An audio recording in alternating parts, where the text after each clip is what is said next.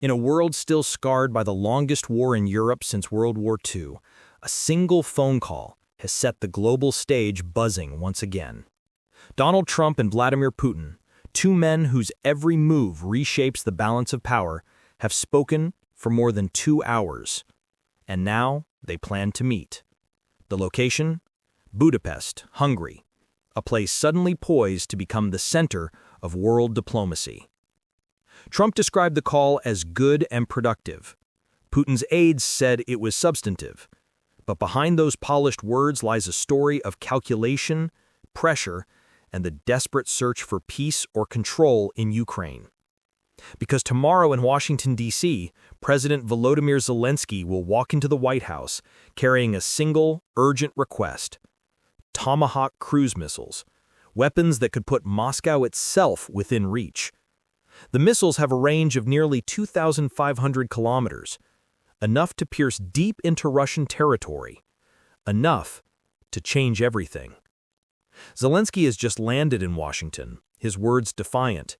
He says Moscow is rushing to renew dialogue only because of the Tomahawk threat.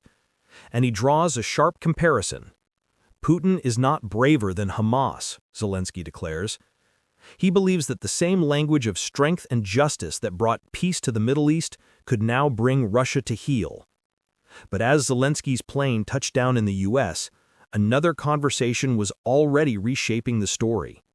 Hungary's Prime Minister Viktor Orbán proudly announced preparations for what he called the Island of Peace, a peace summit between the United States and Russia. Budapest, it seems, is ready to host history. For many in Kiev, it felt like a diplomatic ambush. Zelensky's advisors had been optimistic, even hopeful that Trump was beginning to see the war through their eyes. They believed the failure of the Alaska summit and Russia's relentless bombardment had finally hardened his stance. They dreamed that this week might bring the green light for those long-range missiles. Instead, it brought another Putin meeting. And to them, that felt less like diplomacy and more like a curveball. The question now hanging over Washington is this: is Trump rewarding Putin or reeling him in? A Kremlin aide insists it was Russia that made the call. Putin warned Trump that sending Tomahawks to Ukraine would harm the peace process and damage U.S.-Russia ties. But some see this as a preemptive strike of another kind, an attempt by Moscow to control the narrative before Zelensky even steps into the Oval Office. Now both sides are moving quickly. Trump has ordered high-level advisors to meet next week, led by Secretary of State Marco Rubio. His Russian counterpart, Sergei Lavrov, will take part.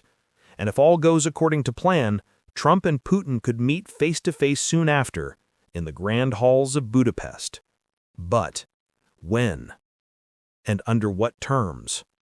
No one, not even the White House press corps, seems to know. When reporters pressed Press Secretary Carolyn Leavitt, she kept to the script. Trump believes great progress has been made. But what progress exactly? She didn't say. Not about the Tomahawks, not about Ukraine's fate. Behind the optimism, one thing remains clear: there's no visible movement. Meanwhile, on Capitol Hill, senators are quietly preparing new sanctions against Russia. Ukrainian officials have already met with Trump's national security team, urging concrete decisions. They hope for vision, not another vague promise of talks.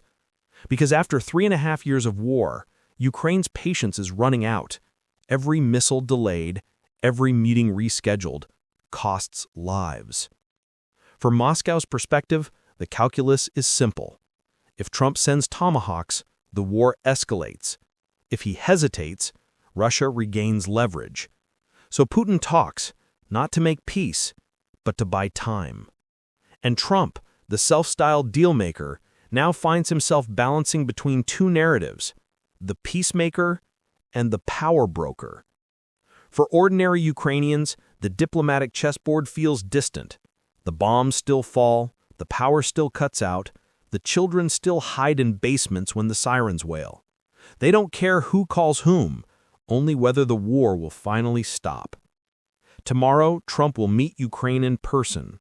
He will look the Ukrainian president in the eye and decide whether to arm him with the weapons that could end or expand this war. Behind closed doors, the world will hold its breath. Because what's decided in that room could shape not just Ukraine's survival, but the very future of peace in Europe. Talks of peace are easy. Acts of peace are rare. And between Budapest and Washington, one truth remains. Every handshake hides a strategy, and every silence a cost. This is TruthAtlas, uncovering the story beneath the headlines. Thanks for watching. Subscribe to our channel for more.